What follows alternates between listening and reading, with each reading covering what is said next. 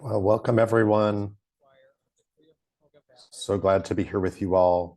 My name is Rabbi Andrew Kaplan Mandel, Central Synagogue, and I use he, him pronouns. In advance of the National Council of Jewish Women's nationwide campaign of Repro Shabbat this weekend, I want to welcome you all to our special event, Abortion Rights Making State Level Change in 2024. We have an incredible group of Jewish advocates who are going to educate and energize us about the work that has been done and needs to get done in order to secure for women and people who identify as transgender or non-binary the right to reproductive health care, the right to an abortion. And so I want to welcome RAC Ohio state organizer, Rabbi Lindsay Danziger, Cleveland Clinic chaplain, Rabbi Thalia Halpert-Rodas, who are representing the Buckeye State this evening, RAC Florida organizer Michelle Iger, Rabbi Jessica Jacobs of Temple Beth Shalom of Miami Beach, and TBS alum Tony Correa representing the Sunshine State. It also seems like a good time to thank the Religious Action Center, that RAC that I have already mentioned twice, for all of your work on this critical issue. And we'll hear from our speakers in just a moment. I first just wanted to mention that our Central Synagogue community begins its first official event of our year-long initiative, the Central Civic Engagement Campaign, with this evening's proceedings. So we are hoping to build momentum, to mobilize around many issues that are particularly important to Jewish voters and support get out the vote efforts nationwide over the course of this year. So you can expect a lot of events like this over the course of this year. But why are we talking about reproductive rights at Central Synagogue? Well, a person's right to an abortion is firmly within our Jewish canon, that a pregnant person's health and safety is of particular concern to our legal tradition. And given how religious viewpoints are often the basis for conversation and positioning around this particular issue, it seems extra important to highlight where Jewish communities stand on this issue. As most of you likely know, the Dobbs decision, the 2022 Supreme Court decision that effectively reversed Roe v. Wade, indicates that the United States Constitution does not confer the right to an abortion. But that has led a number of states to spring into action to get that right enshrined in their constitution. So since Dobbs, there have been 6 states, I believe, California, Kansas, Kentucky, Michigan, Vermont, and Ohio, have voted on abortion-related constitutional amendments, and the side favoring access to abortion has prevailed in every state. As most of you know, New York already has strong protections on the books. The state legislature has now advanced an expanded equal rights amendment that's going to appear on the ballot in November that would protect against government action that could limit reproductive care. That ERA is widely expected to pass. So while we will, at Central Synagogue, continue to keep an eye on that policy, we can turn our attention to our friends and our neighbors in other states who are facing far bigger battles on their hands. Now, Ohio was, I believe, the first citizen initiated effort to change a state constitution since Dobbs, and it faced multiple hurdles. I won't spoil the ending of that story. I want to hear from our folks from Ohio. So I'll ask Rabbi Thalia Halpert-Rodas, a chaplain in Ohio, to start us off by telling us the story of this past year or so from your point of view. Welcome, Rabbi. Thank you. It's an honor to be here tonight. As Rabbi Andrew Mandel said, I am a rabbi and I'm a chaplain in Cleveland, Ohio. And before I can talk about this past year, I need to talk about the year before it. The year before, I was pregnant with my first child. And during that time, I was visiting patients in the hospital. It was COVID. It was a really intense time. And while all of this was going on, while I was experiencing my first pregnancy, which was huge, I also was with patients as they were facing their own abortions, as they faced their miscarriages, as caregivers were helping them through each of these stages. I felt when I was with patients and caregivers in these moments, just how deeply they were impacted by this life-changing decision to have an abortion and to be able to get miscarriage care. I felt it in my bones as I was pregnant, and I was really glad that I would be able to get that care if I needed it. So skip ahead, had my baby, it was great. And then 6 weeks later, I was gearing up in the car for my 6-week postpartum appointment. And I hear on the radio, the Dobbs decision went through and it overturned Roe. And with my midwife, we were just processing what this meant. How could they do this? How could this happen for the millions of people in the state of Ohio who rely on important reproductive care? How is it that I got so lucky to have amazing care and not feel afraid that I wouldn't be able to have the care I needed if something was going to go wrong? And this was the reality that millions of people faced in that exact moment. So this was urgent. This is a really big problem. What happened on June 24th, 2022, when Roe was overturned, was the heartbeat bill went into effect. This was a law that was created in Ohio in 2019 in the hopes that Roe would be overturned, which was called the heartbeat law because once a heartbeat could be detected on a monitor, which is around 6 weeks, then you can't have an abortion. Most people don't know that they're pregnant by 6 weeks. And so this was pretty severe. Around that time, there were stories coming out just weeks later of people who were needing to flee the state. This included children. There was a famous case of a 10-year-old who fled to Indiana, which at the time had better abortion laws. And she needed an abortion because she had been raped. This was inhumane to force people to have babies who didn't want them, couldn't bear to have a pregnancy. So the hope was that we could do something about it. A month later, I joined other rabbis, cantors, certain Christian clergy in signing an amicus brief with the Ohio State Supreme Court.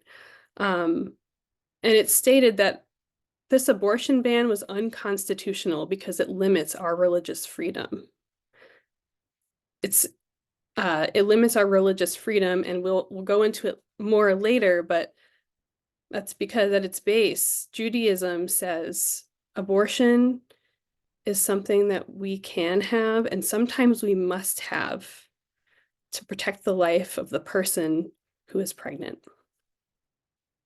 The case was later dismissed, unfortunately.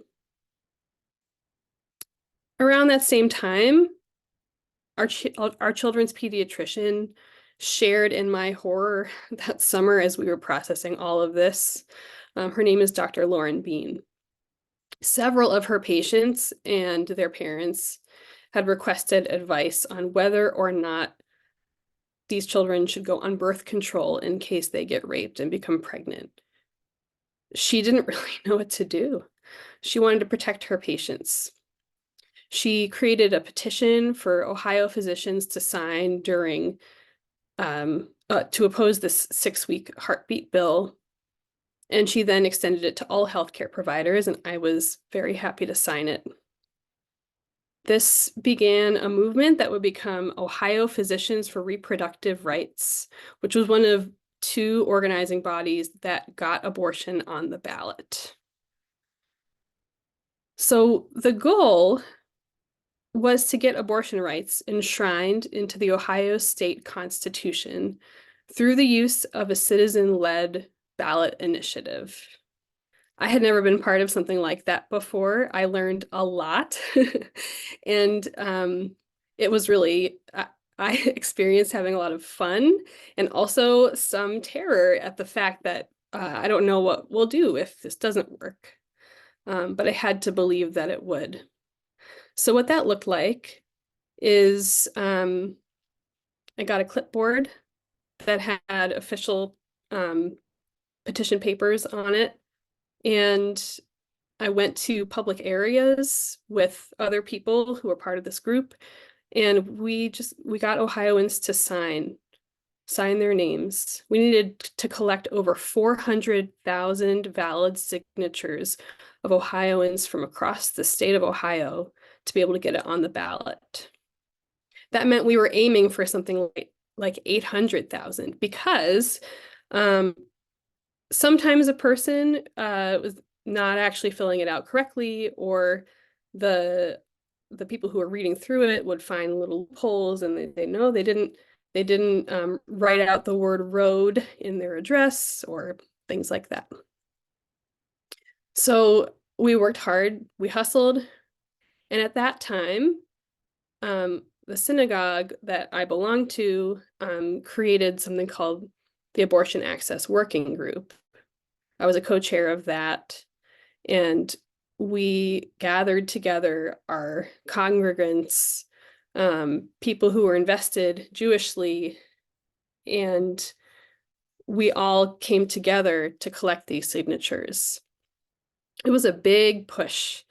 We made it fun. We created signature collection events.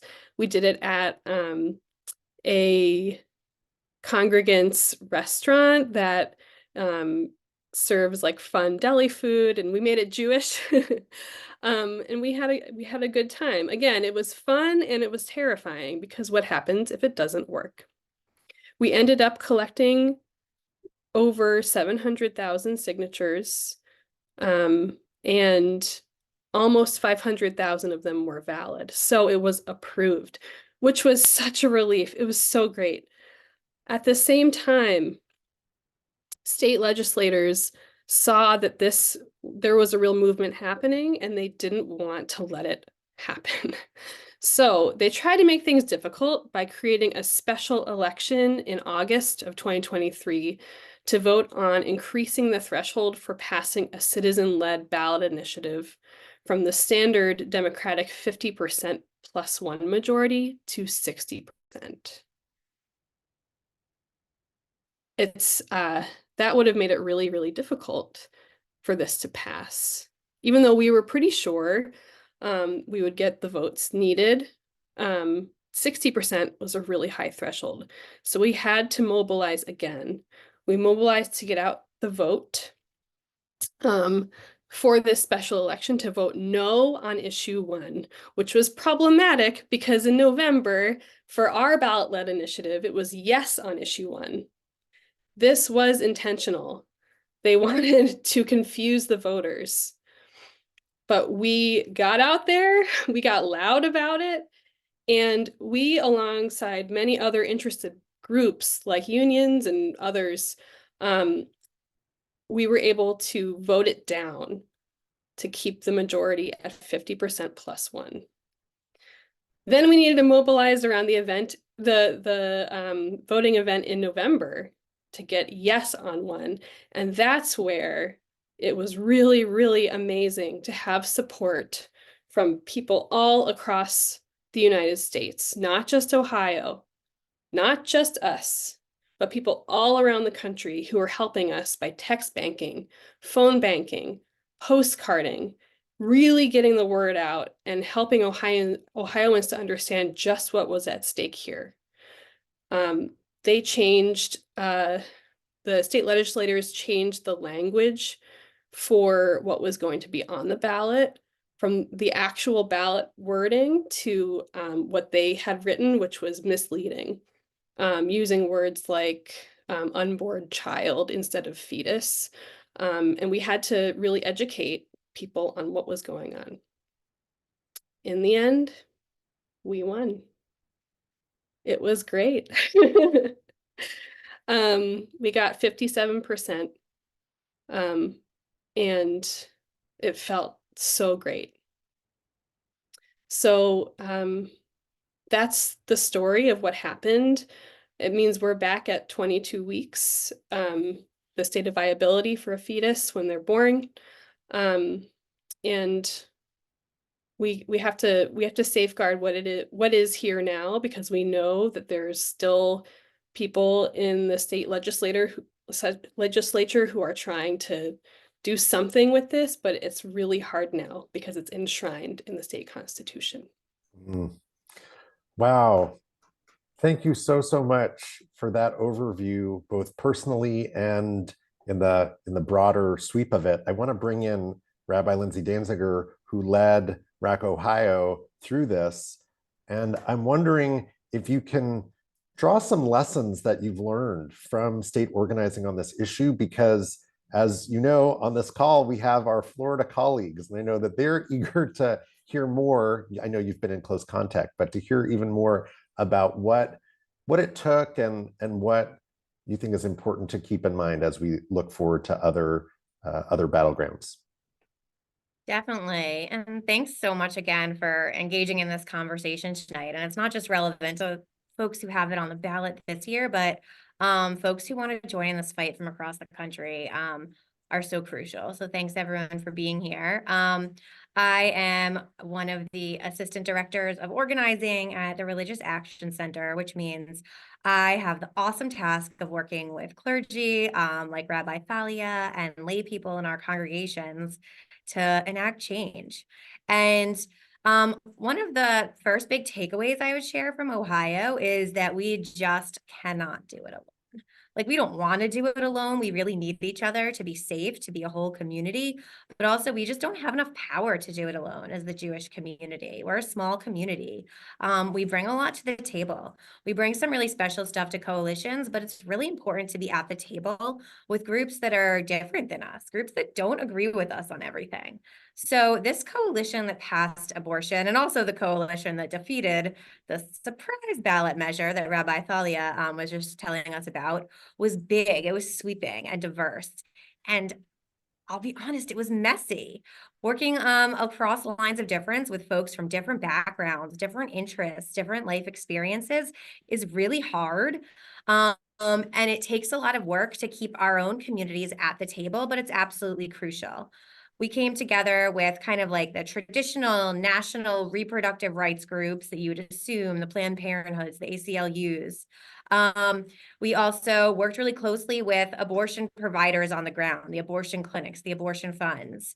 Thalia shared the group of doctors that sprang up in a grassroots way around this. It was also really important that we centered voices of female Black-led reproductive justice organizations who really helped us frame this in a lens of reproductive justice and how not to stigmatize abortion at the same time as we're putting abortion in front of everyone's eyes, sometimes in a way that it had never been before. And of course, faith people, labor came to the table, which was like kind of a last minute addition and super exciting because, right, like reproductive freedom really affects who's able to actually go to work and be the labor for the state. So like I said, there were bumps along the road, but we stuck with it and we really needed each other. We couldn't have done it alone. Another lesson is that this issue is very popular within the Reformed Jewish community. It kind of made my job extra fun. I've been doing this organizing with the RAC in our Reformed Jewish communities for 7 years, and this was the least controversial issue within our own synagogues that we've ever organized around. Even in politically mixed, those politically conservative communities that often are uncomfortable getting on board with our campaigns, it wasn't that divisive. However, there's a really strong opposition out there. The opposition is in the minority. We proved that. The numbers that Thalia shared from the polls prove that, but the minority opposition is intense and they do not play fair. Sadly, some of the clergy who spoke out on this campaign received threatening phone calls to their congregation, received hate mail, had to hire extra security. And it was this attempt to hold on to this narrative, this false narrative, that people of faith believe one way about abortion. And it was an attempt to silence us because we challenged that narrative. And we brought that into the public light for the first time for some people. In fact, I shared that this issue was not that controversial among our clergy and our congregations. The only pushback I received was from congregations who were scared to put themselves out there because the opposition was so intense. At this moment when we're experiencing anti-Semitism, where we already feel less safe in our communities, people were hesitant to make themselves targets for Christian nationalists who are out to make sure that people don't have access to reproductive health care and reproductive freedom. So what we saw in Ohio and along those same lines, and we think is going to be a continuing trend across the country, was a really dirty tactic of attacking trans rights in the course of the campaign, where the opposition kind of used trans kids as this pawn in the fight to deflect from the real issue at hand and kind of create a moral panic. Running ads, writing articles, passing out flyers at homes about the issue of parental consent. So it was really important to our coalition, even though they knew that it was risky to put it in there. We know that sometimes young women, girls, individuals who can become pregnant are abused by their own parents, are impregnated tragically by their own people in their own families. And so it was crucial that we did not have parental consent in this law so that those people who were the most vulnerable could still access abortions. And because of that, our opposition weaponized this issue and tried to scare people into believing that if parents don't need to be consented about reproductive health care, they perpetuated a lie that it would turn into parents not needing consent for minors to attain gender-affirming surgeries. And a really hopeful takeaway from this is that it failed miserably. This tactic failed.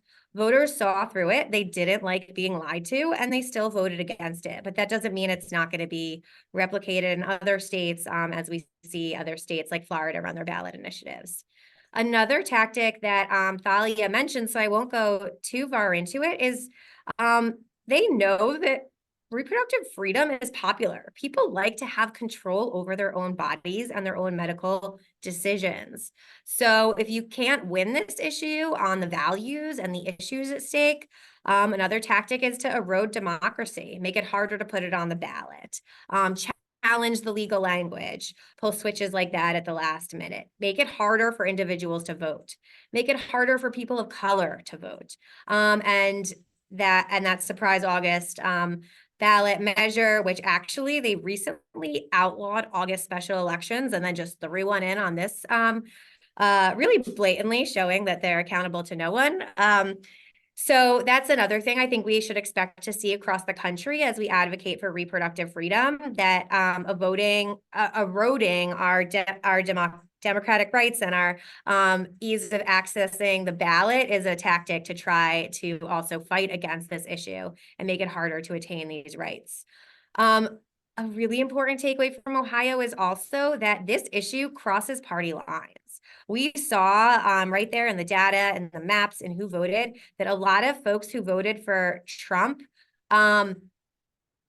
twice voted for access to reproductive freedom. It's not, people want to make it sound like it's a partisan issue. It's a just a liberal issue, but it's not. It has bipartisan support, and it can win with folks from all backgrounds, from all political parties, because people actually want this freedom. They know it's really important for their safety and their families. What we learned about organizing is that when you work on an issue that impacts people directly, that they understand not just in their heads, but also in their hearts and their families and their neighborhoods. They are in it and they show up. We saw young people turn out in record numbers for this campaign. We saw women turn out in record numbers for this campaign. People really show up when a lot's at stake for them personally. As far as organizing in our own communities, when you provide an action that it's a really clear line between taking this action and making a change in the world, that's really compelling to people. So collecting signatures to get it on the ballot, turning out voters to pass an issue. Those are kind of the perfect storm of actions you can provide people to take. Also, Thalia talked about, we like to provide opportunities to make it fun, to make it social, to help people connect to their community, to their spirituality, and to one another through their social justice. So taking action together and feeling like you're part of a movement that's bigger than yourself is really powerful. And the last thing I would say I learned about organizing through this is that it was so meaningful to people that their reform movement showed up for Ohio.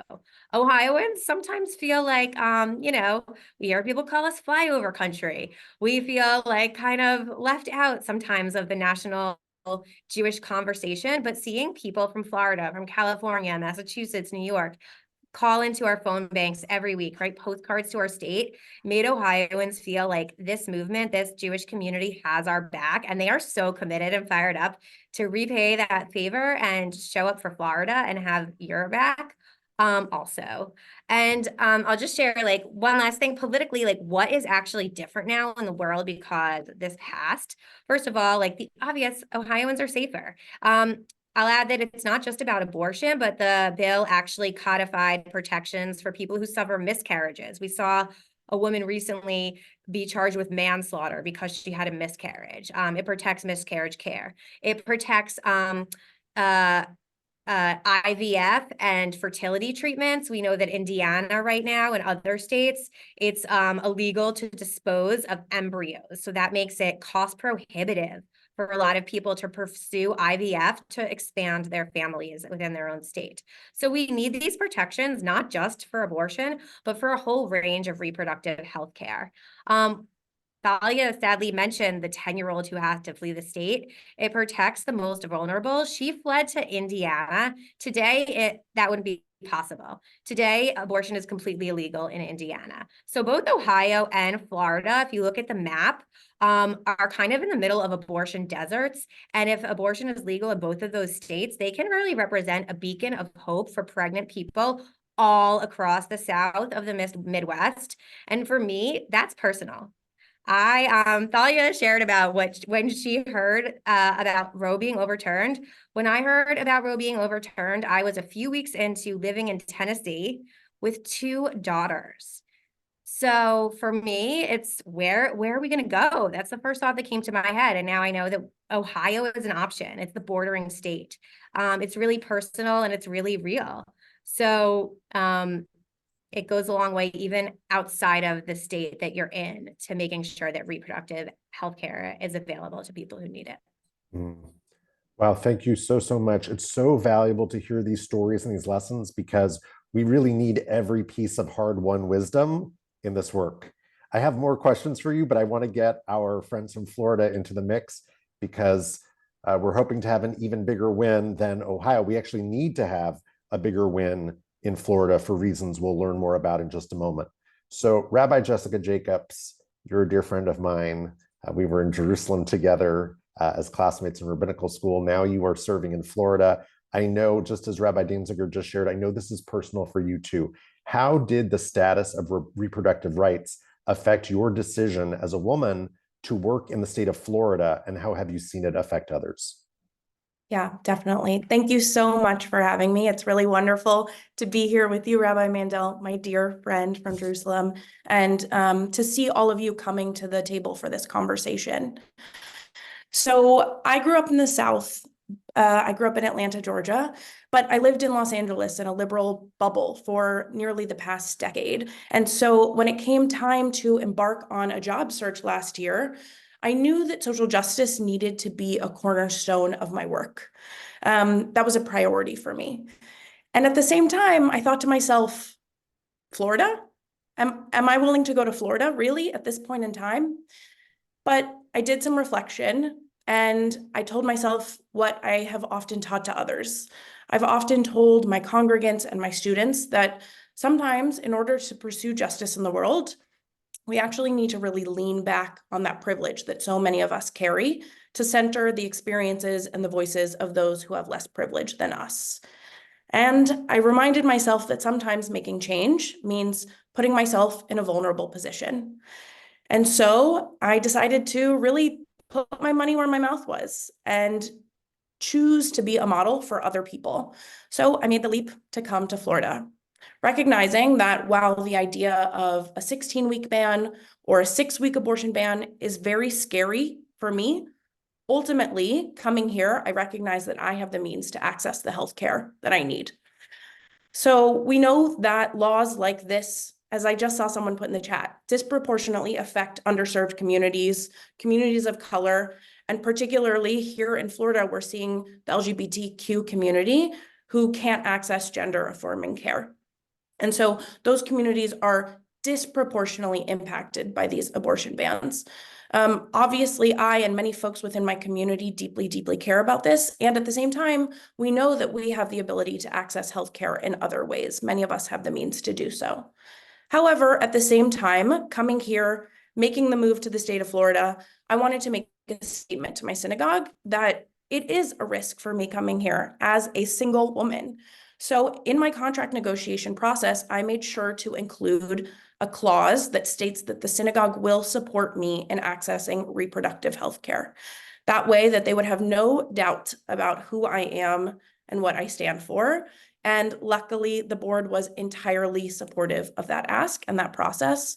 And I'm really, really proud to have made the decision to come here and pursue justice in a place where it's needed and in a community that cares so, so deeply, particularly about this issue.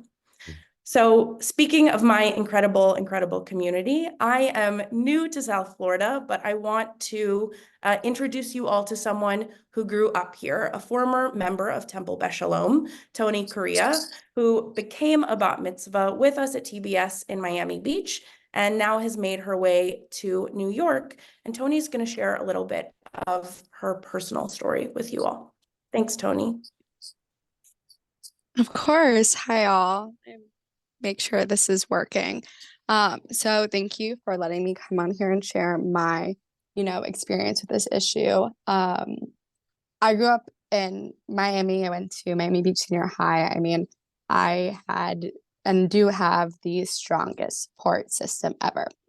So when I found out that I was pregnant, it hits hard, and it's that heart dropping into your stomach kind of feeling. But at the end of the day, I knew, I can get what I need. I can reach out to the people that care about me. I have the means, I have the funds. I can take care of this. And that's when reality hit, because I lived in Florida. So I never expected to be too early to an abortion, or too early for an abortion. I had to call so many different clinics. I had to call so many different places just to get a spot in, because now the timer has started, right? We all know that Florida is stringent and there's a time frame. So now the clock has begun. I'm reaching out to all these different places. I have to figure out when I'm going to take out work.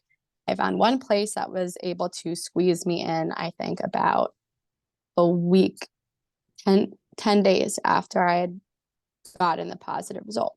I had to take off work for that day, drive myself to the clinic, only to be told that 2 appointments were necessary in Florida. So not only did I have to take 1 day off of work, find a schedule for 1 appointment, now I had to take off a 2nd day of work, find a day for a 2nd appointment. Again, all I could think about was, what if I was someone who couldn't take off of work, right? Who couldn't get to that appointment time? What if I had been even further along in the pregnancy? I was fortunate enough where I found out, I think I might have been 3 weeks along, right? But as we all know, normally you don't start having any symptoms until you've at least hit those 6 weeks. It was just by chance that I was so early. So the whole idea of it all, this was before the 6-week ban in Florida, is so contradictory. It gives women this, you have to operate within a miracle of a minute to hit that mark. Because again, you don't know if you're pregnant most times until you're at least 6 weeks along. And then even by that point, if you're in Florida, before the 6-week ban, you need to have 2 appointments before they can prescribe you that abortive pill. By that point, what I had to do, just for ease of mind, for my personal experience, I was also told that it was too early. They couldn't safely, I had to wait to come back for a second appointment. And then hopefully by that second appointment, they would be able to tell me whether or not it was ectopic and if they could safely prescribe me the abortive pill. So I was being told in this position to wait. That feeling of being told, you know, you have to be in this state, you have to be in this condition,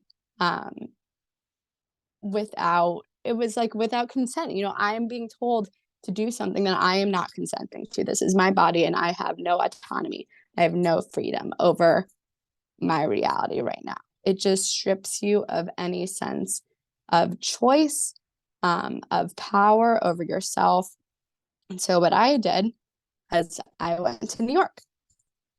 It was just time to get creative. I just remember I was told, okay, wait and then hopefully. This is not a situation where you have hope or you want to wait. So I went home. I had my best friends living in New York, and in a matter of minutes, I was able to get in contact with the clinic and I was able to secure an abortive pill. So I flew to New York, visited my friends, got the pill, went back home to Florida. And, you know, here I am today. During that time, I was a teacher with the Teach for America program. And all I could think about, you know, that program serves like the most vulnerable communities. What if I was not able to do all of those things? The majority of people can't. The majority of people that are not receiving sexual education can't. Most people that find themselves in these positions can't. And it is, quite frankly, the most dystopian, horrifying idea that this is even something that, you know, that this is a point that we've reached in this country, that this is acceptable. And that people that, you know, aren't the ones carrying children are making these decisions. And quite frankly, it is just something that I'm extremely passionate about because I am so fortunate. I am so fortunate. I'm so fortunate. I'm so fortunate that I was able to do that. You know, had I not, I don't know where I would be today. I wouldn't be able to have moved to New York, you know, gone to school, move along in my career. And this was all before the 6-week ban. So imagine being told to wait. Imagine being told to have to come back twice. And you catch it week 4. You're operating within milliseconds. And it's just something that is completely unrealistic. And I truly wish it upon no one. And it's just a sad state of affairs that we are in today, that this is where, you know, my home state of Florida is right now. And again, just tying this back to, you know, my temple and Judaism, you know, we have this importance of freedom and again, autonomy. And like, this is a picture of being stripped of freedom. Tony, thank you so much for being so willing to share your personal medical story with us. It's a mitzvah to share that story, and we're really honored that you chose to do so. It makes it so much more personal, so much more urgent. And I'm wondering if we can go back to Rabbi Jacobs for a moment to tell us a little bit more, zoom us out from this personal situation to at the state level. You know, where are we in Florida right now with respect to that road that Ohio traveled? What's the work that you and your congregation have done up until this point? Yes. So we are in a very important, very scary, and simultaneously very exciting place in the state of Florida right now. So I'll back up a little bit. We actually still, and this is something that a lot of people here in the state of Florida don't even know, we're still at a 15-week abortion ban here in the state. So Governor DeSantis signed a 6-week abortion ban, but it has not officially gone into effect. And a lot of people think that that is because he's been waiting on his presidential campaign. And therefore, a lot of folks think that in the coming weeks, that 6-week ban is going to go into effect. So we still are at a 15-week ban right now, but we've now had a 6-week ban hanging over our head for months. Every week we get together with our coalition. Is this the week that the 6-week ban is going into effect? So in the meantime, obviously, this conversation started well before I got here to Miami Beach, to South Florida this past summer. Our congregation and congregations across the state were distraught from Dobbs and from the 15-week ban. And so a couple of things have gone into place. First of all, summer 2022, my senior rabbi, Gail Pomerantz, joined clergy across the state to sue the state of Florida over the 15-week ban based on reproductive freedom. That case has sort of fizzled out, but they were really sort of early adopters to being outspoken about this issue across the state from the place of religious freedom. So House conversations sprung up amongst our congregants last spring for people to voice concern about reproductive justice and to learn about the 15-week ban through programs that we had called Justice Jams. And then in the spring, conversations began with the Religious Action Center of the state of Florida about what issue we wanted to work on this year. As I said, at that point, the 6-week ban had been signed, but not yet gone into effect. And then around May, June, a statewide coalition came together called Floridians Protecting Freedom, and the ballot initiative for a Florida state constitutional amendment began. About over 200 organizations came together from across the state to create this coalition, Floridians Protecting Freedom, similar to the coalition that was built in Ohio. Large statewide and national organizations that you would think of were really big movers and shakers in this process. And actually, our coalition took, speaking of what we can learn from Ohio, took the exact same language from the Ohio amendment to write our amendment to limit government interference with abortion. So then the process began. We had to set out to collect as many signatures, as many petitions as possible in order to get this amendment on the ballot. Here in Florida, we have even higher thresholds than they do in Ohio.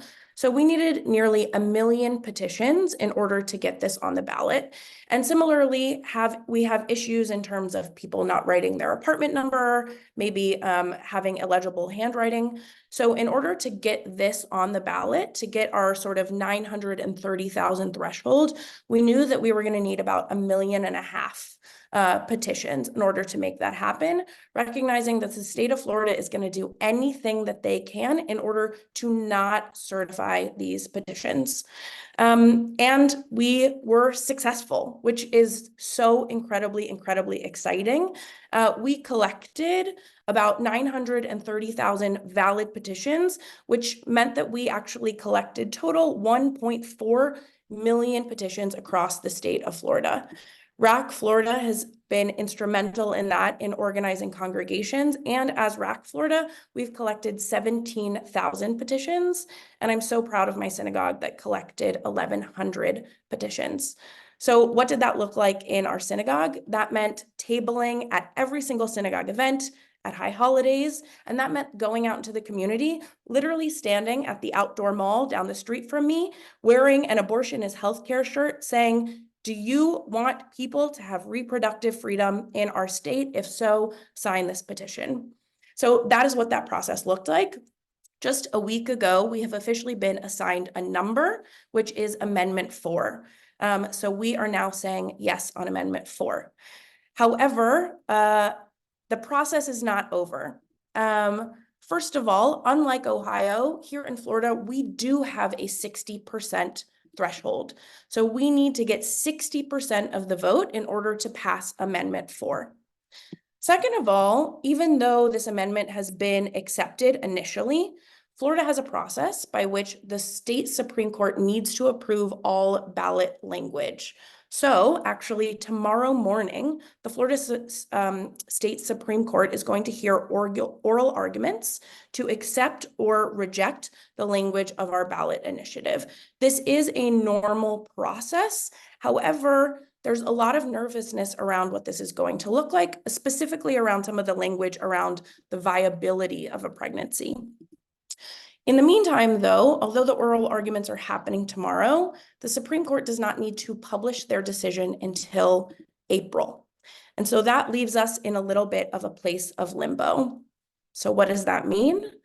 That means that we keep working, that we keep pushing ahead, and we are going to keep getting out the word about people voting yes on 4.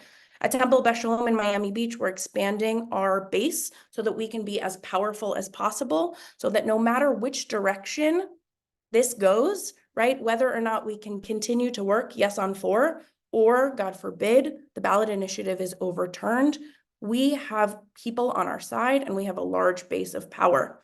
We're doing some things just basic. We're trying to get people comfortable saying the word abortion. People are nervous to say the word abortion. We're training lawyers across the state through some of our congregants and various nonprofits that they've developed to work on issues like judicial bypass. We're educating about these fake clinics, CRCs that we have all across the state that are state-funded fake abortion clinics.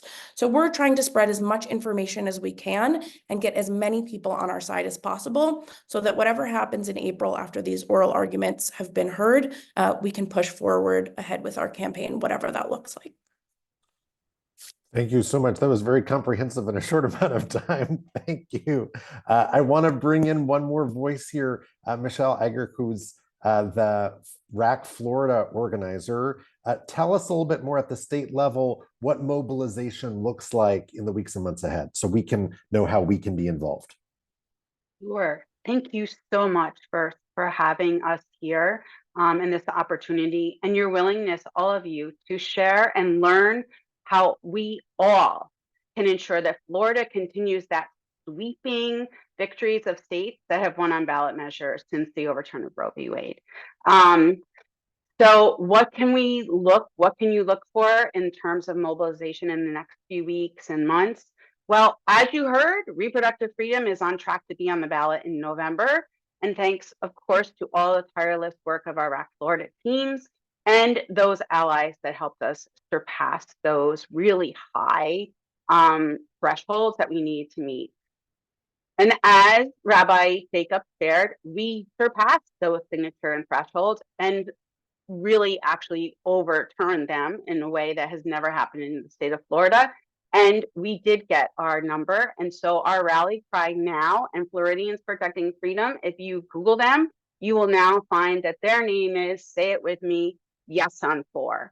And so mobilizing our people and people who are deeply passionate about ensuring reproductive freedom is across the board in the South.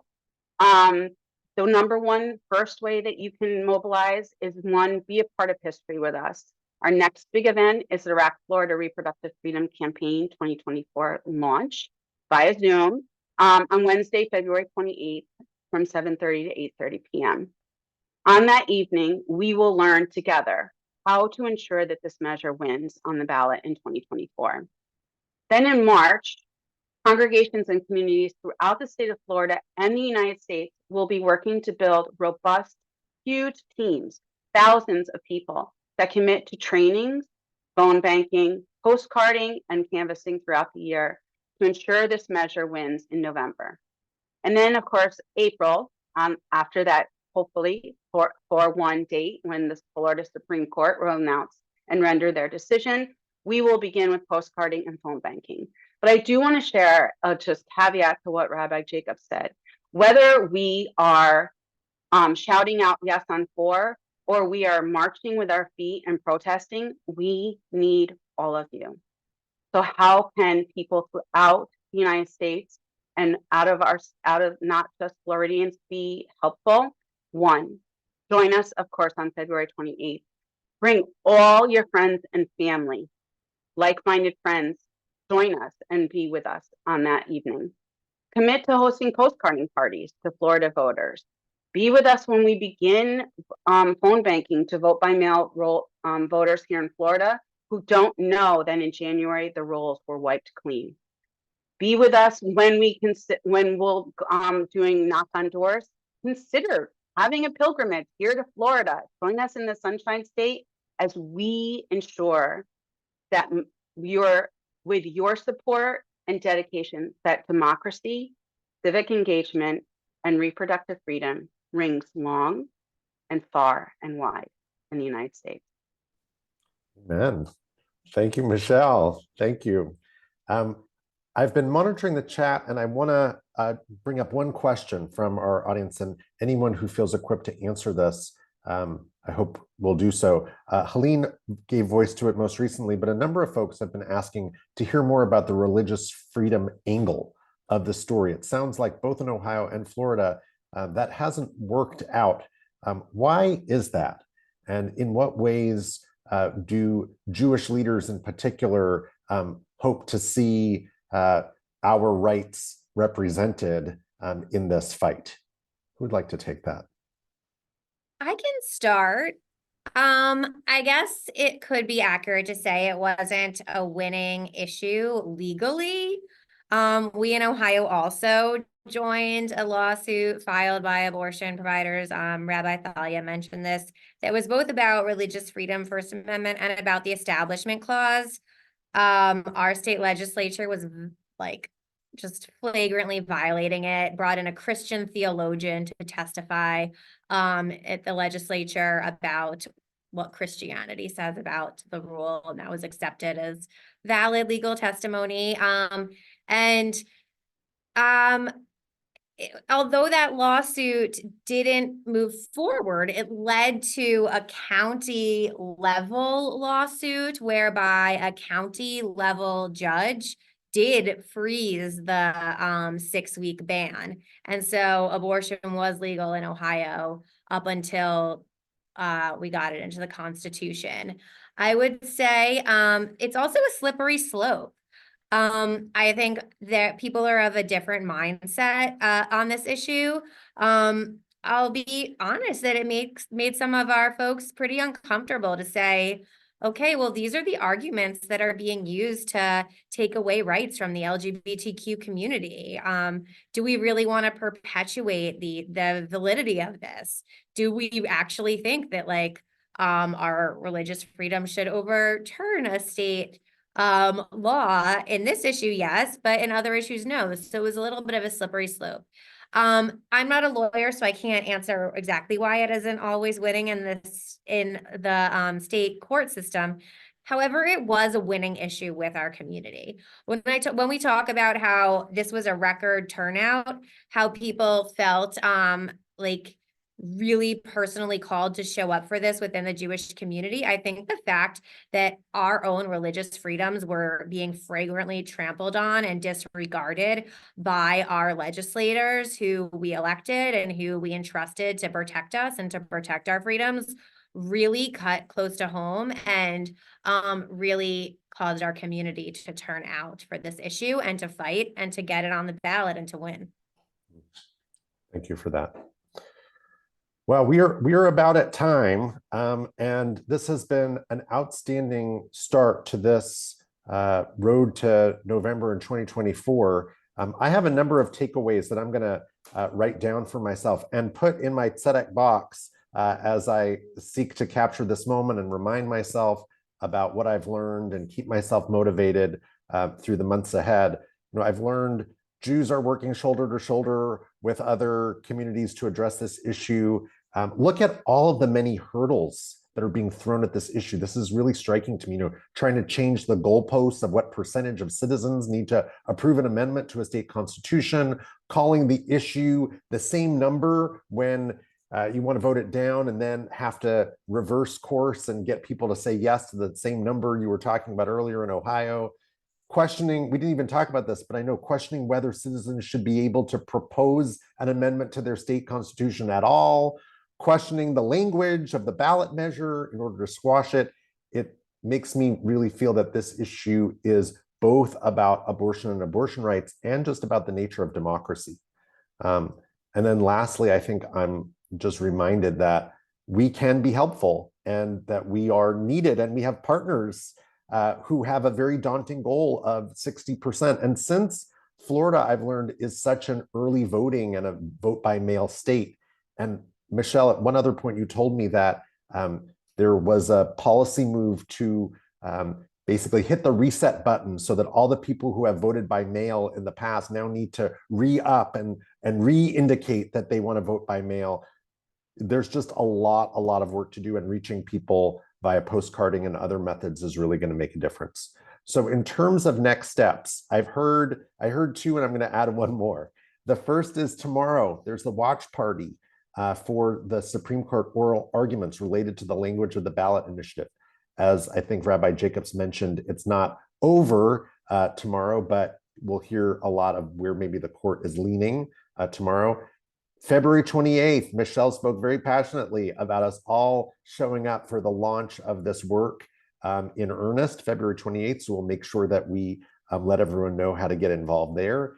And then I'll just say that Emily Bogdan, my colleague, and I here at Central Synagogue are launching the Central Civic Engagement Campaign, where you will get more information about how to be involved throughout the year. So we encourage you to sign up for the engagement campaign. We'll send more information about how to do so.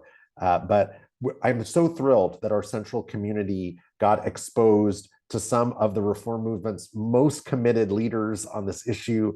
And this will not be the last time that we engage with these leaders. So thank you to Rabbi Thalia Halpert Rodas, Rabbi Lindsay Danziger, Rabbi Jessica Jacobs, Michelle Iger, Tony Correa. Thank you so much. And as we conclude, I just want to offer a blessing that we can say together because we are pursuing justice in this work together. Let's say this blessing as we close out.